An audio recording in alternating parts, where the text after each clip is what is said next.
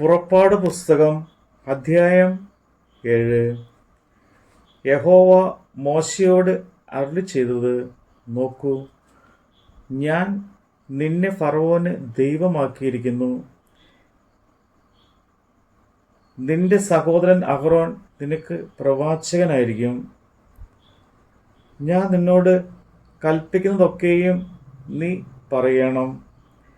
നിന്റെ സഹോദരനായ അഹ്റോൻ ഇസ്രായേൽ മക്കളെ തൻ്റെ ദേശത്ത് നിന്ന് വിട്ടയപ്പാൻ ഫറവോനോട് പറയണം. എന്നാൽ ഞാൻ ഫറവോൻ്റെ ഹൃദയം കഠിനമാക്കും. മിസ്രയീം ദേശത്ത് എൻ്റെ അടയാളങ്ങളും അത്ഭുതങ്ങളും പെരുകും. ഫറവോൻ നിങ്ങളുടെ വാക്ക് കേൾക്കുകയില്ല.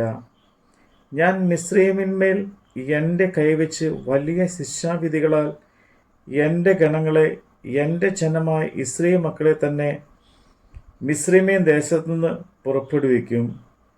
അങ്ങനെ ഞാൻ എൻ്റെ കൈ മിസ്രയീമിൽ നീട്ടി ഇസ്രായേൽ മക്കളെ അവരുടെ ഇടയിൽ നിന്ന് പുറപ്പെടുവിക്കുമ്പോൾ ഞാൻ യഹോവ എന്ന് മിസ്രയീമിൽ അറിയും. മോശയും അഹ്റോനും യഹോവ തങ്ങളോട് കൽപ്പിച്ചതുപോലെ ചെയ്തു. അവർ അങ്ങനെ തന്നെ ചെയ്തു. അവർ ഫറവോനോട് സംസാരിച്ച കാലത്ത് മോശയ്ക്ക് 80 വയസ്സും അഹ്റോന് 73 വയസ്സും ആയിരുന്നു. യഹോവ മോശയെയും അഹ്റോനോട്, ഫറവോൻ നിങ്ങളോട് ഒരു അത്ഭുതം കാണിപ്പീൻ എന്ന് പറഞ്ഞാൽ നീ അഹ്റോനോട് നിന്റെ വടി എടുത്ത് ഫറവോൻ്റെ മുമ്പാകെ നിലത്തിടുക എന്ന് പറയണം. അത് ഒരു സർപ്പമായി തീരും എന്ന് കൽപ്പിച്ചു. അങ്ങനെ മോശയും അഹ്റോനും ഫറവോൻ്റെ അടുക്കൽ ചെന്ന് യഹോവ തന്നോട് കൽപ്പിച്ചതുപോലെ ചെയ്തു. അഹ്റോൻ തൻ്റെ വടി ഫറവോൻ്റെയും അവൻ്റെ ഭൃത്യന്മാരുടെയും മുമ്പാകെയും നിലത്തിട്ടു.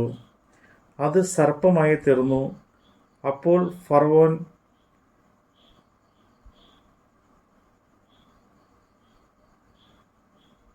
വിദ്വാൻമാരെയും ശുദ്രക്കാരെയും വിളിപ്പിച്ചു.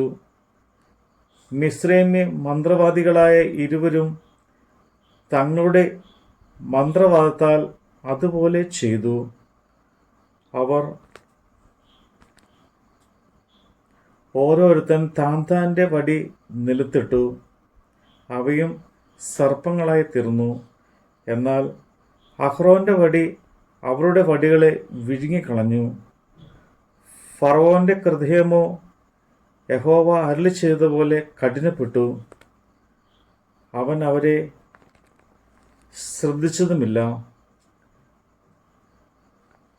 അപ്പോൾ യഹോവ മോശയോട് അരുളി ചെയ്തത്: ഫറവോൻ്റെ ഹൃദയം കഠിനപ്പെട്ടിരിക്കുന്നു. ജനത്തെ വിട്ടയപ്പാൻ അവന് മനസ്സില്ല. രാവിലെ നീ ഫറവോൻ്റെ അടുക്കൽ ചെല്ലുക. അവൻ വെള്ളത്തിൻ്റെ അടുക്കൽ ഇറങ്ങി വരും. നീ അവനെ കാണുവാൻ നദീതീരത്ത് നിൽക്കണം.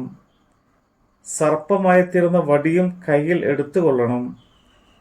അവനോട് പറയേണ്ടത് എന്തെന്നാൽ: മരുഭൂമിയിൽ എന്നെ ആരാധിപ്പാൻ എൻ്റെ ജനത്തെ വിട്ടയക്കണം എന്ന് കൽപ്പിച്ച് എബ്രായരുടെ ദൈവമായ യഹോവ എന്നെ നിന്റെ അടുക്കൽ അയച്ചു.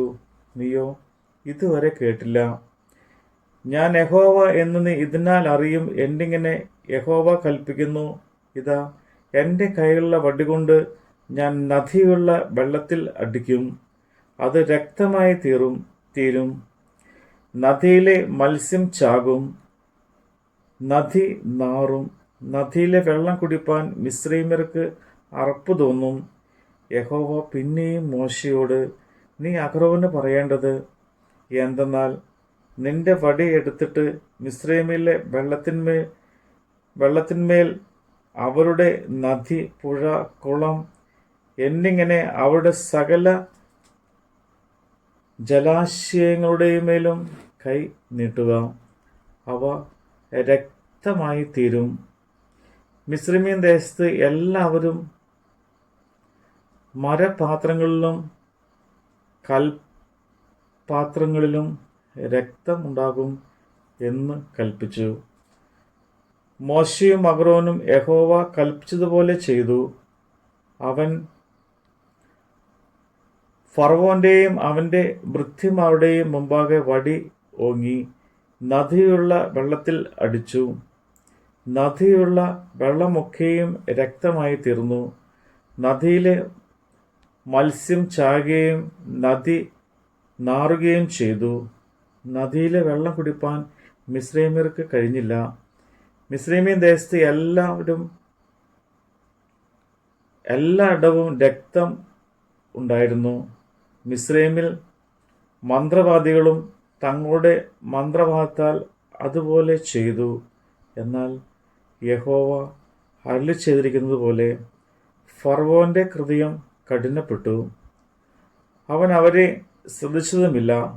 ഫറവോൻ തിരിഞ്ഞ് തൻ്റെ അരമനകളിലേക്ക് പോയി. ഇതും അവൻ ഗണ്യമാക്കിയില്ല.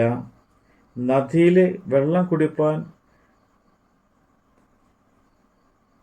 കഴിവില്ലായ്മ കൊണ്ട് മിസ്രൈമ്യർ എല്ലാവരും കുടിപ്പാൻ വെള്ളത്തിനായി